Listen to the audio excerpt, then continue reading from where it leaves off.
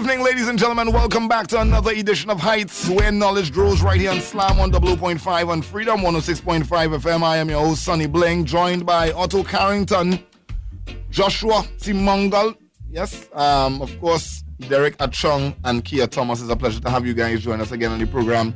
Good evening once again, ladies and gentlemen. I do apologize for missing our program last week, Tuesday, with my daughter's graduation, my daughter's high school graduation. Congrats. And of course, as parents, it's only fair that we make certain special occasions, no matter what is happening around us, you know what I mean? And as a father, I don't make joke with those things. So thank you guys. You and your daughter, sir. Yes, man. Thank you guys so much as well. And congrats to her already, Exams are well on the way. She has paper 1 in French tomorrow.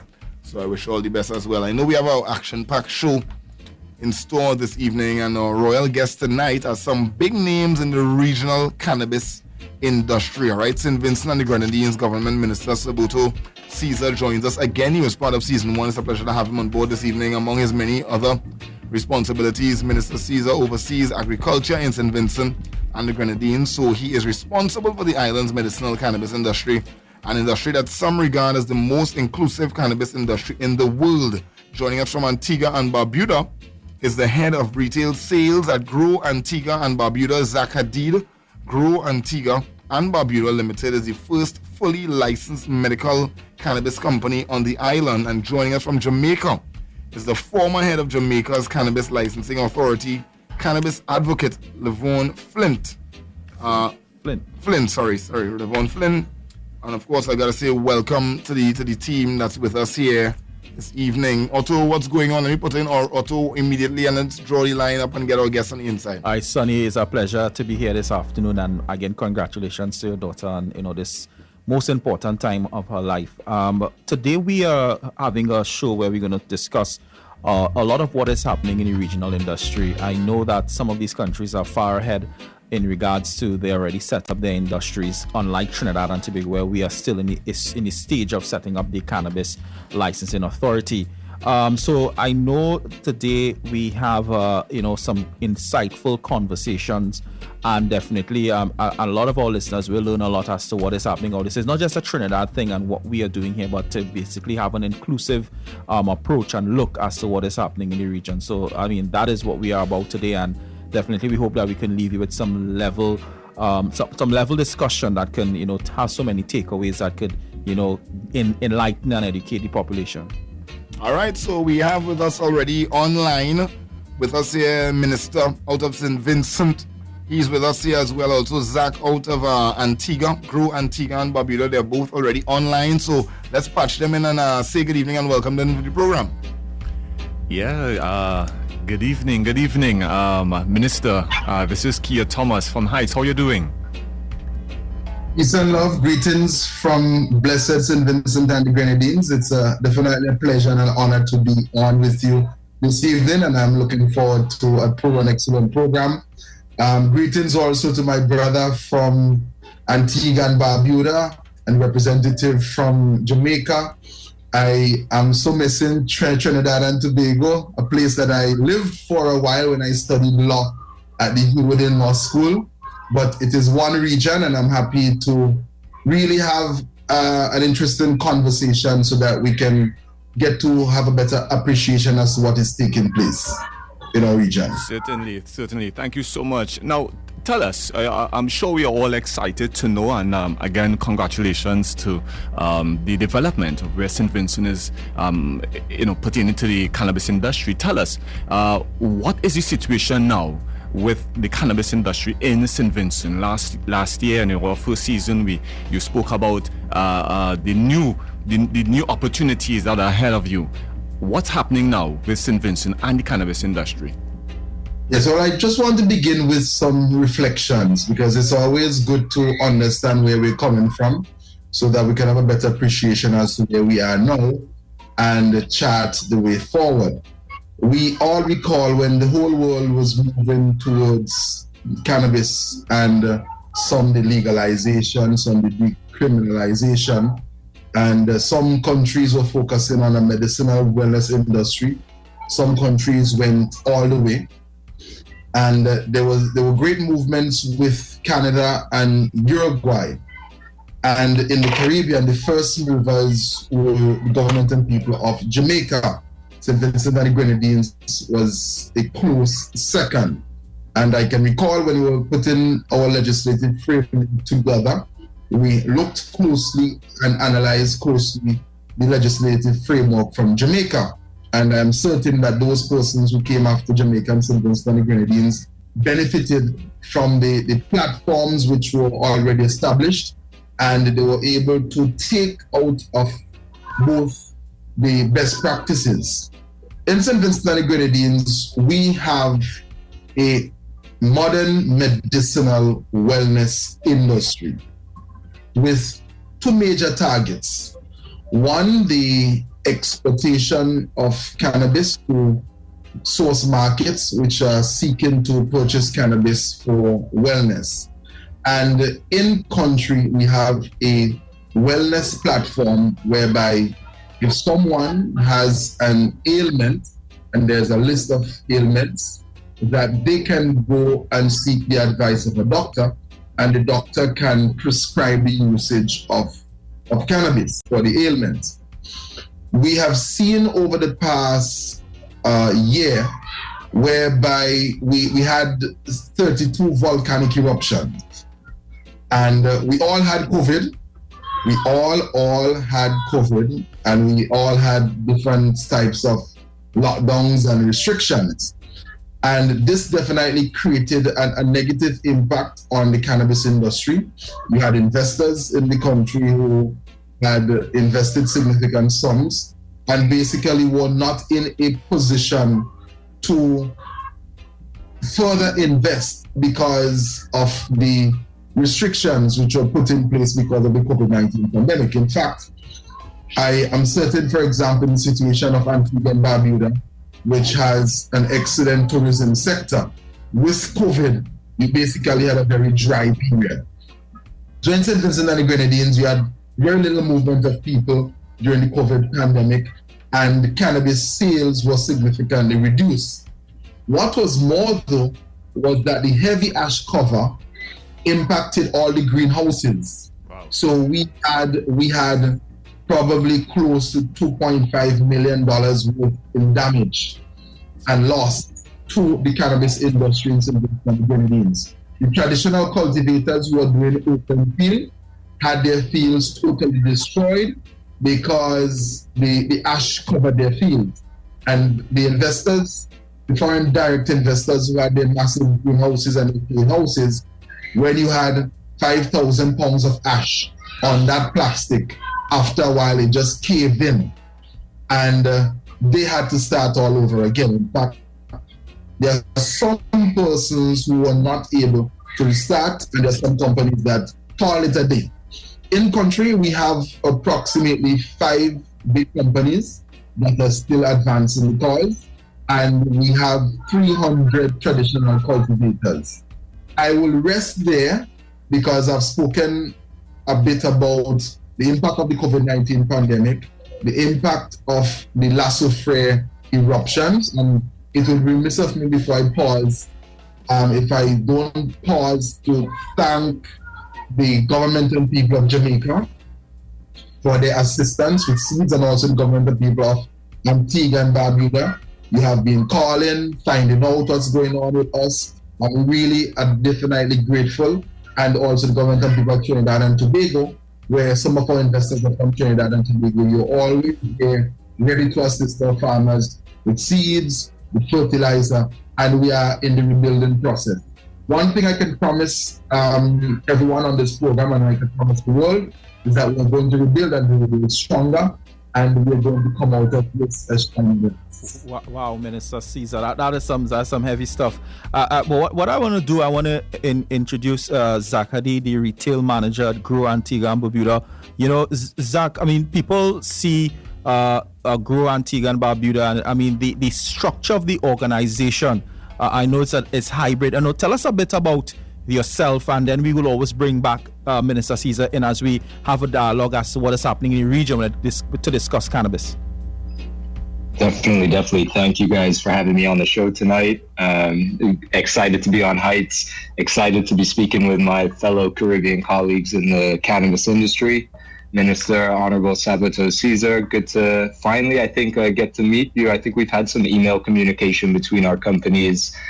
So it's good to see all three of us up here getting to talk, because as you were saying, it's coming to a stage in this Caribbean industry where we all have to play together to make sure that it progresses in the way that we want it to. And I'll get into that a little bit. But as you introduced me, I'm our retail director here at Grow Antigua and Barbuda. And we are the first licensed medicinal cannabis cultivation dispensary. We also have a lounge license that is operating here in Antigua at the moment. We do have obviously a few other licensees that will begin later on in the year. But being the first, we definitely saw in our vision to make sure that as the first, it was an opportunity to give back to both the country and those that have been oppressed by the industry over the last 30, 40 years here in the Caribbean. So when we founded the company, the late Andrew Moody Stewart, Jamaican by descent, he decided as an entrepreneur looking to get into cannabis that it was only right for us to structure the company where 25% was given to the people of Antigua and Barbuda via our national asset management company that is a wing of the government that ensures, any of these assets held there profit back to the economy. So that was the first part, but really the major impactful moment was when we brought on board, we joined two Rastafarian churches here in Antigua. We have a Nyabingi Theocratic Church that many refer to as Big Creek, and then we have another sect that is referred to as Ras Freeman. And for years, these two churches were at loggerheads with each other, but we were able to get them to come together and form a new foundation called the Rastafarian Food for Life Foundation. And through that, we gave them 25% of the company as well. So in addition to them holding their sacramental cannabis license, which they are given through the right of being a church, they also have investments here in the medical industry so that they won't miss out. That was something that, as I said, the founder and myself really figured would be key to getting the industry off the ground. And those guys played a big role in getting things here running in Antigua. You guys have probably been following it for a while. 2017 is when our legislation passed. Our first legal gram was sold in 2022 November. So there's a lot that happened in those years, and I'd love to share it with you guys, answer any of the questions as to how we got here, and really discuss a little bit more as to what I think or what we think the vision for cannabis in the Caribbean could be. Well, you know what, Zach? Thanks you so much for being a part of our program this evening also, Honorable Minister. What we're going to do right now is take a quick commercial break, and when we come back, we're going to continue with this conversation and much more. This is Heights, where knowledge grows. Welcome back to our program, ladies and gentlemen. 24 minutes after 6 o'clock. Yours truly, Sonny Bling, alongside Kia Thomas, Joshua Simongal, Derek Achong, Otto Carrington, and we have some special guests joining us on our program this evening, some still to come. But we'd like to continue our conversation with the Honorable Minister and also Zach out of our Grow Antigua and Barbuda, and I was going to pass it on over to Derek Achong. He had a couple of questions that he would like to pose to our guests as well. Derek, good evening. Earlier, you told our listeners that you got the first license was issued to you guys on this hybrid arrangement in 2017, and you sold your first gram of bud in 2022. I mean, we know that the COVID-19 pandemic fell within that time, and obviously it takes on approximately 4 to 5 months to grow a plant from seed to flower to finished product. And some testing in between, but I was wondering, what challenges, what were the issues that, or the limitations or things that need to be put in place to take 4 years or 4 to 5 years from license to bud, because we in Trinidad here have not even reached the stage of appointing a commission to grant licenses. A great question, Derek, and it's not even a point of pointing fingers, but it's just been the legislation and regulatory bodies trying to get themselves together. We kind of took a different approach when we wrote our legislation and for some reason drafted a very complex framework that requires a lot of undertaking from the government and their regulatory body, the Medicinal Cannabis Authority. Things from seed to sale software, developing teams of inspectors, all the different protocols and their own SOPs for making sure that any product that we produce or intend to sell, or even any license that we apply for, can be issued correctly. So that really was the biggest delay. I mean, moving snail pace. After COVID, yes, we picked up pace a little bit in terms of growing. Luckily, we were able to get them fast track our cultivation license. But it was then coming towards dispensary. They had no clue as to how we were going to get that up and running. So luckily, being part owned by the government, they worked very closely with us. Excuse my little dogs in the background, everyone on air. They're getting excited. So yeah, we worked closely with the government to kind of forge a relationship where we were able to get started at least and run kind of like a pilot program. But that's really it. I mean, I think we're going to run into this in every island in the Caribbean, especially when we try to regulate it, and the people that are looking to regulate it or in charge of that regulation have no experience in cannabis.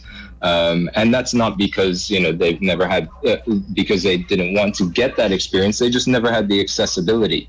As we all know, cannabis has been so taboo here in the Caribbean for the last 30, 40 years that even just to have a general discussion as I'm a farmer or I'm a consumer or I'm interested in developing these businesses or products, you don't have those opportunities. So same thing for those guys in charge of regulating it. They're a little bit out of their depths, but we're trying to make it work.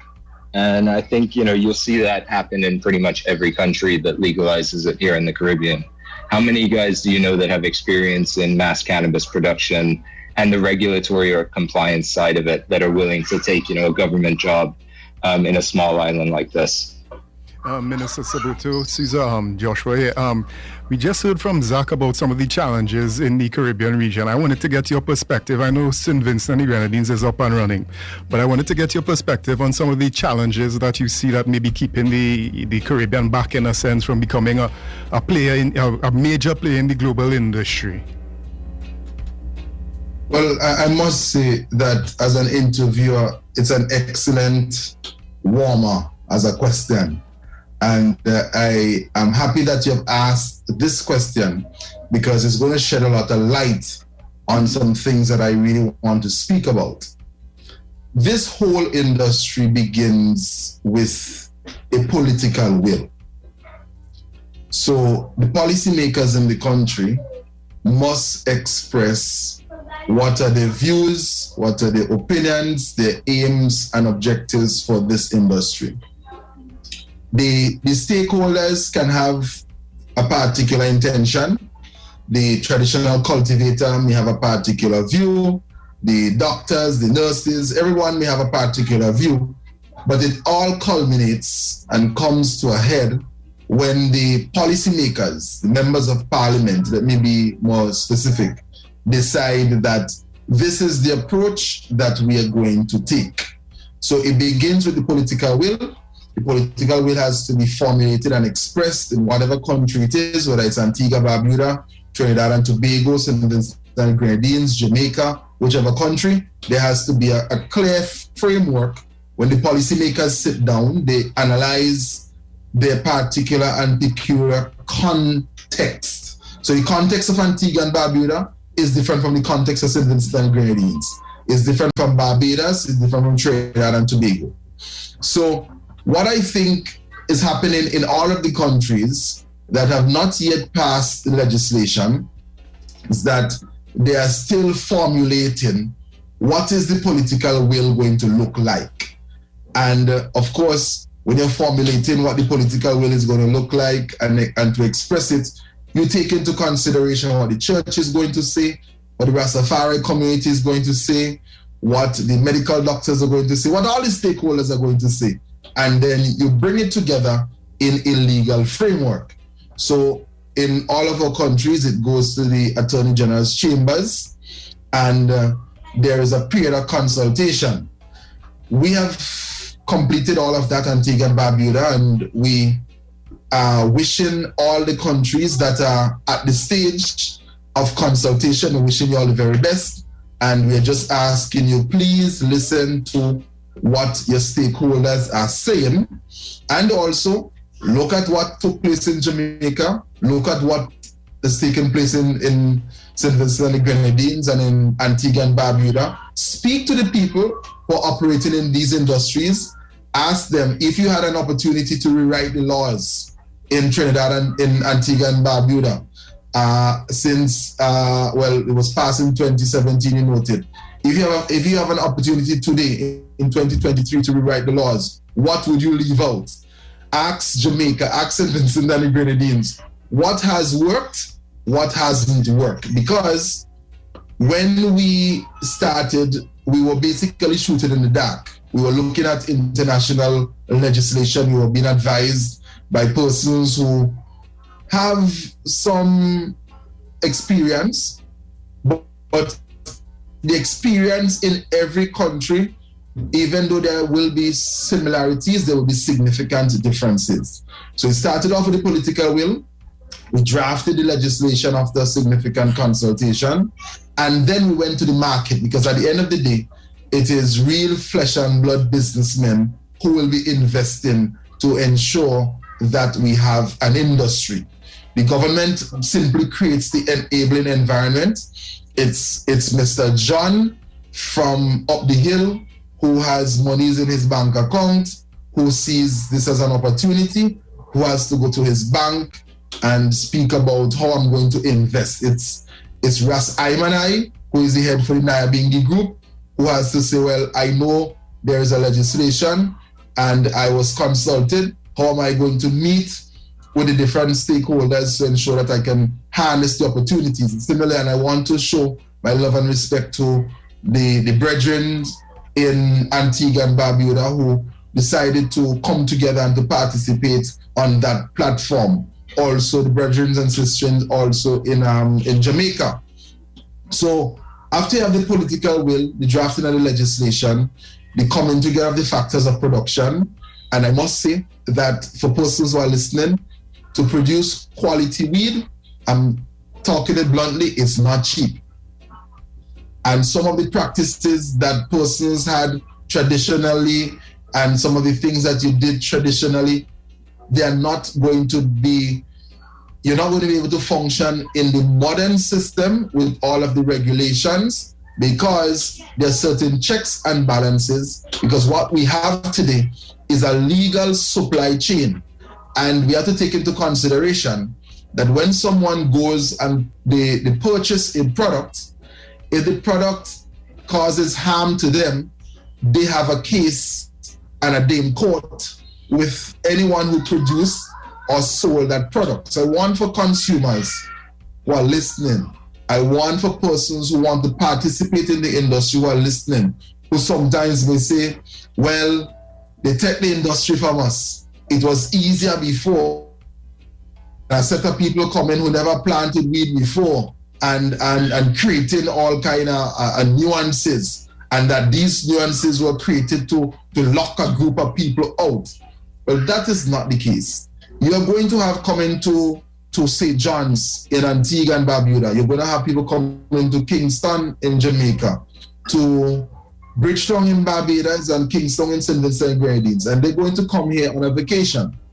They're going to come, for example, from the United Kingdom, and they want to know exactly what went into that product that they're going to consume. It's not me pulling you behind a shed and selling you 2 spliff, and you don't know the potency of what you're smoking.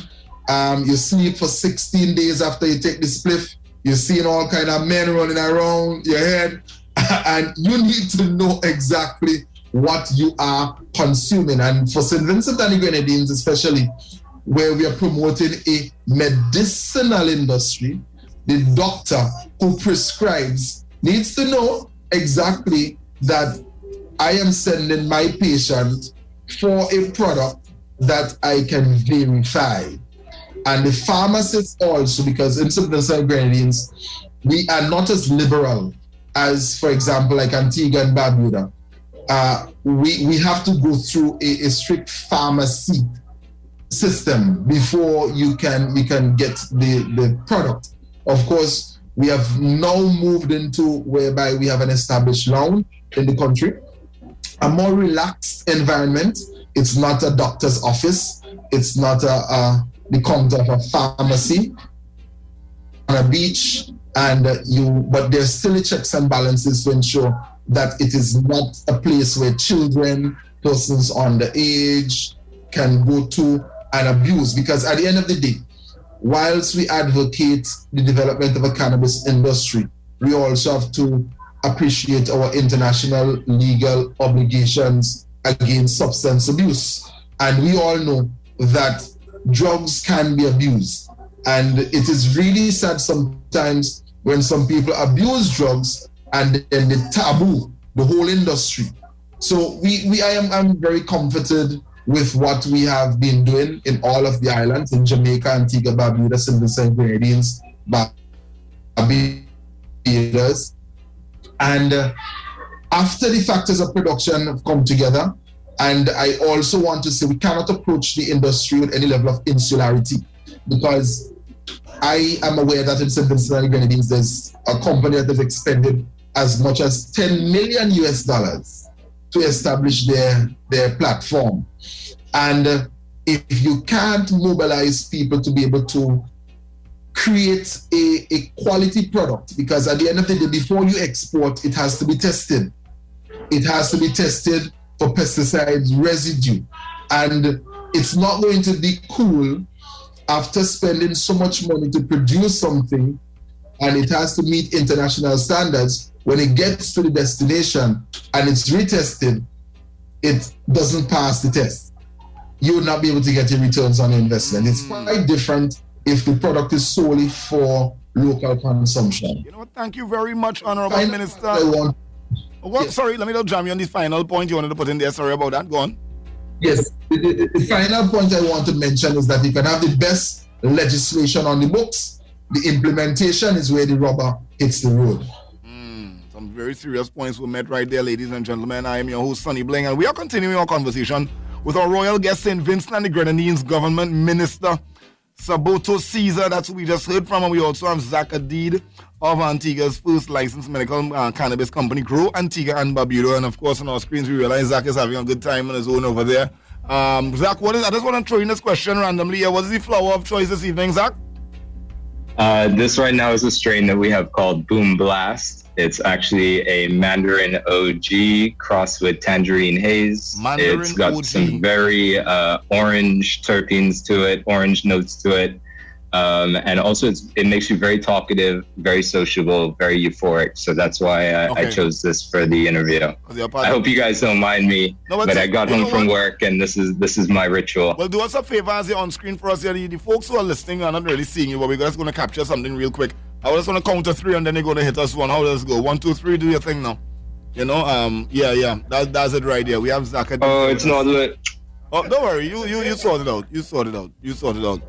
All right, so let me invite once again Joshua to come in here and say a couple words. And by the way, folks, coming up a little later on the program, we have a couple more guests. And this is a regional program. We have Antigua and Barbuda on right now. We have St. Vincent and the Grenadines. I also saw Junior Kelly, Jamaican reggae artist, has also checked into our Zoom. We're going to speak with him in a short while. And Black Loyalty, who was a part of the Redemption 8 concert over the weekend alongside Buju Banton, Anthony B, Luciano, and Beres Hammond. Let's get Joshua with a couple of words quickly.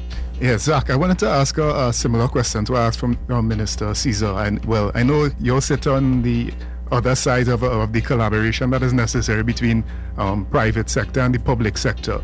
So I wanted to hear from the private sector side, in your own experience and in the conversations you might have had with people in the business across the region, is there a sense in the private sector that the governments have done enough to put the private sectors in a position, the private companies in a position to flourish and expand and prosper in this cannabis, medicinal cannabis industry in the region?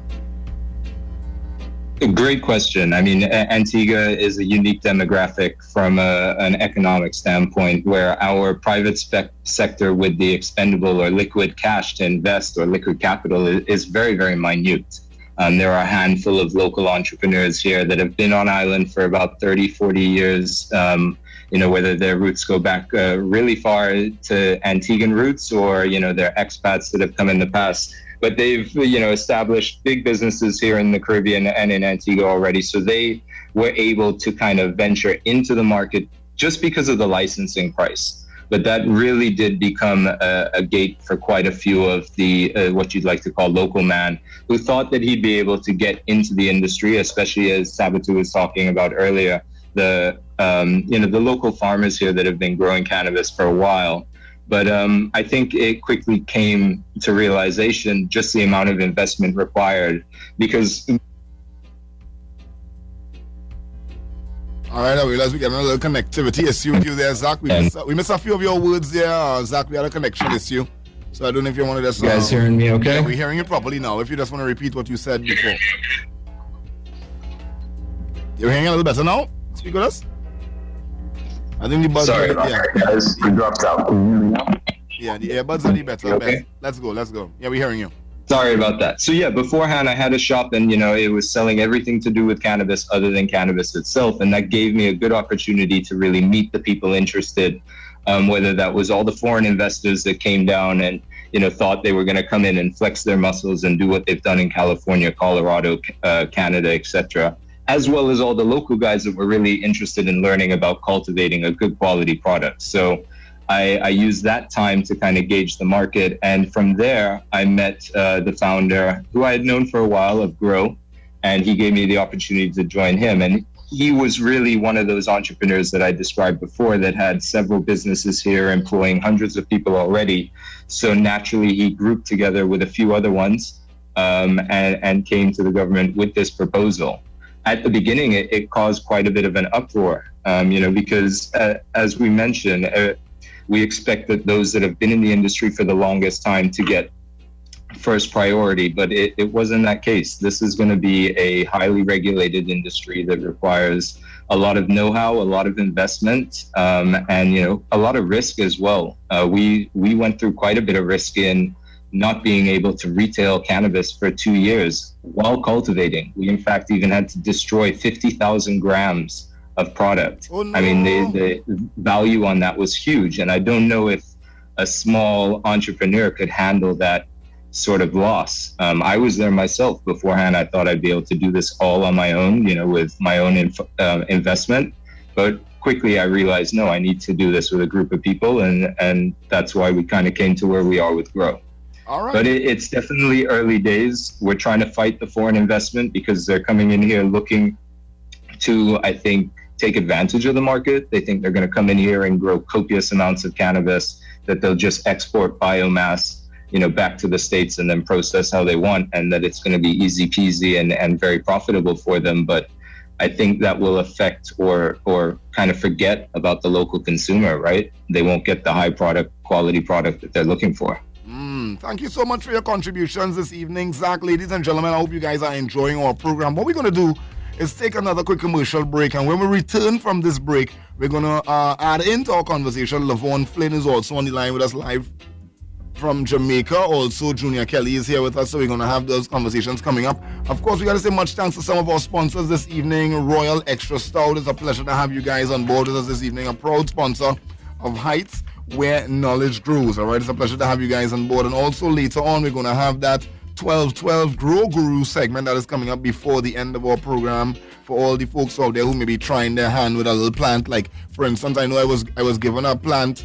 I was given a plant flower two weeks ago right here on the program in a cup. Before transplant, or the plant died, and natural death. Well, good. R.I.P. I am actually proud to say that I have my own still, and if I got it with 3 leaves on it or whatever, I now have about 6 going, but it's still in the cup. So my question is now, after my 2 weeks that I have my, remember me, transplant. I am not a grower, easy on yourself. What I'm saying is, I'm talking to professionals this evening. Zach is here, you know what I'm saying? So my point is, now I could take it out of the cup. Yeah, you can transplant it. Well, I'm going to stay tuned for Grow Guru a little later on, and you're all going to give me some of that information. Definitely. What I can say, though, before this break is that my next trip, I said it last season, I was supposed to go to St. Vincent. My next trip is in Antigua and Barbuda to meet Zach, so I can get a tour. You know what I think I need to do properly, though? Because everything is social media, everything is content. I think it's fair that I do a tour with Zach in Antigua and Barbuda and let people actually understand what is the real process. See what the feel looks like. Whenever you want. We have an open family here. We just actually hosted Protege and Jesse Royal and Lila Ike Nice. And we toured them all around the island. They performed. We took them up to the farm. We gave them a private day in the dispensary. Took them to see the stingrays. So come on through, guys. All of you. It's an open invitation. We appreciate that invitation, and we're going to definitely make that happen. And as I said before, Junior Kelly is also on the line from Jamaica. I'm sure when he heard that Jesse Royal and Protege, he's like, all right, I'm next. I'm going to be in Antigua. And also, of course, we're going to hear from Levon Flynn in a short. This is Heights, where knowledge grows. Back to the Caribbean's #1 cannabis industry and culture show. It's called Heights. Remember to join the Heights Nation by following Heights on all major social media platforms. We're on TikTok, Instagram, Spotify, YouTube, and Facebook. There you will find exclusive Caribbean cannabis content like pictures and videos of the best legal grows in TNT. Now, we are continuing our conversation with St. Vincent and the Grenadines Government Minister Saboto Caesar. It's a pleasure to have him on board. I think we're getting ready to wrap on this part of the conversation. Also, we have Zach Hadid here with us. I think he's staying on, of Grow Antigua and Barbuda. And we would like to also introduce Levon Flynn from Jamaica. Before I do that, let me reintroduce Otto Carrington, who's going to engage again our Honorable Minister out of St. Vincent. Hi, good day, Minister Saboto. Just a follow-up question. I know you spoke about what happened from the Lasso Free volcano. From your ministry's perspective, and in regards of quantifying the amount of losses, because you spoke about a lot of devastation, has there been a quantified losses as to how many losses would have occurred during that time? Yeah. All right. For those persons who have an appreciation of the cannabis industry in St. Vincent and Grenadines, it started off with the traditional cultivators, the persons who've been carrying ganja by boats throughout the region from in the 70s, 80s, 90s. And they farm on the sides of the volcano illegally. Now, just picture this. I want to be as graphic as I can. These farmers were farming on the slopes of the volcano for decades. And then you had the cannabis industry developing, and most of them continued to farm on the slopes. And then the volcano erupted. Everybody evacuated. And you could just imagine if ash got to Barbados, if ash got to Grenada and to St. Lucia, what happened to the slopes of the volcano. So there was 100% wipeout of the traditional cultivators. All of their plantations went, and they basically suffered a loss of everything. We are not able to quantify that loss because we never really knew exactly what quantities that they were producing, because you had a movement of persons who were traditional cultivators in the mountains, and they got their traditional cultivators licenses to farm, so that they could farm under a regulated system. And most of them had started to migrate to lowlands, and they were working under the regulatory framework that was established by the government. But even those establishments were destroyed. But I'm just drawing a comparison between what happened on the mountain slopes and what happened in the lower areas. The investors who are here, I think, just to hazard a guess, it's about $3.5 million in losses, and that's infrastructure damage. That's not the opportunity cost. That's not the markets that they lost. That's not the fact that they have to start all over again from an infrastructure standpoint. That's not the fact that they had men on the ground who were working, who they had to pay, who were locked inside.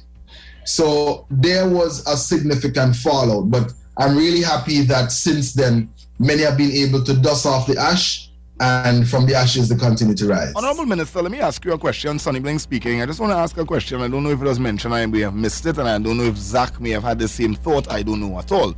But in terms of people being affected, $3.5 million in losses, and the local farmers or the hustlers, if you want to put it that way, they did their thing, they lost entirely. Was there any kind of funding going back out to any of the legitimate businesses that may have lost? As in, is there some kind of insurance or anything in place? Because, all right, fine, we understand that we're on an island where you are going to be affected by volcanoes from time to time, and it's unpredictable. Is there something in the framework that says compensation, like flood insurance, etc., for instance? Right, and before I answer your question, I have a smile, and that's why we are the best weed in the world, because we have a volcano that's pushing out lava, high energy from inside of the earth. Yes, what we did in St. Vincent and the Grenadines is that we looked at the licensing system, and it comes with a cost. So for the traditional cultivator, we removed any payment for the licenses thus far for the traditional cultivators, and we also extended the licenses that the foreign companies had without a payment having to be made. So your licenses basically were extended, so you didn't have to incur the cost for the repayment. Okay. For the standpoint of the traditional cultivators, we got assistance from Jamaica. There are several persons at Mona who are into the breeding of plants. They were able to assist us with seeds, and as I said earlier, I thank the government and people of Jamaica. We also got assistance, technical assistance, and you see, this cannabis world is like a brotherhood. There are persons who will call, there are persons who will, somebody from Antigua will call you and say, well, I want to help you test the ash because we want to see how this would react with the cannabis, send us some of the ash. And there was a lot of technical support that we got out of Antigua and Barbuda from all different circles, including the Ministry of Agriculture as well. We also were able to provide fertilizer support to the traditional cultivators, and there were many companies in the United States of America that are into fertilizer production that were very kind in sending ton loads of organic fertilizer so that the traditional cultivator could benefit. And there's a unique thing that we have in the country that I want to, before I break, there's a unique thing that we have in the country for the traditional cultivators. It's not every ganja man who planted on the hillsides of the volcano at age 70 wanted to transfer into planting cannabis legally. Some wanted to go into planting fruits and vegetables, into general agriculture as they retire. And we have identified some 300 acres of land that we are going to make available for alternative sustainable livelihoods. Persons who have had enough with weed, I want to do something else. My children have grown up now, I'm settled, I've made enough, and it's a part of the transitioning. So we are not forcing anybody to transition to other crops. But I'm just stating that in St. Vincent and the Grenadines, we are opening that door and that opportunity for traditional cultivators as well. Honorable Minister, we want to thank you so much for your great input on our conversation this evening. You are a wealth of knowledge you would have brought to the table for us here this evening as well, and insight. And thank you for answering some of our much needed questions as well, all right? Yes. And you mentioned Jamaica. Actually, you mentioned Jamaica just now in your conversation, which is pretty funny because at the end of the day, that is exactly where we're going to be heading to next. So I understand Zach is going to stick and stay with us for a bit, and we thank you for being here with us. However, we just like to thank, of course, the Honorable Minister out of St. Vincent and the Grenadines, Saboto Caesar, for being with us here this evening. It's a pleasure to have you on board our program again on season 2. And of course, maybe we might have you again on season 3. But before that, you're going to see us live in St. Vincent. I can tell you that. Come in, Vinci. We will be in St. Vincent. All right, so what we're going to do, we're going to take a quick... All the very best. Looking forward to see you. Thank you very much. Zach, you stick and stay. I understand that you're going to be with us for a little while, but we're going to take a quick pause. I'll chill, man. Yeah, I'll hang around for a bit. Nice to meet you, Caesar. Thank you very much for your input. Nice, man. So we're going to toss in a tune that I'm sure Zach is going to enjoy. And as I told you guys, coming up, we have Lavon Flynn is also going to be on the program. And Jamaica's very own reggae international artist, Junior Kelly, is also going to be on the program. Let's take in one of his tracks right now.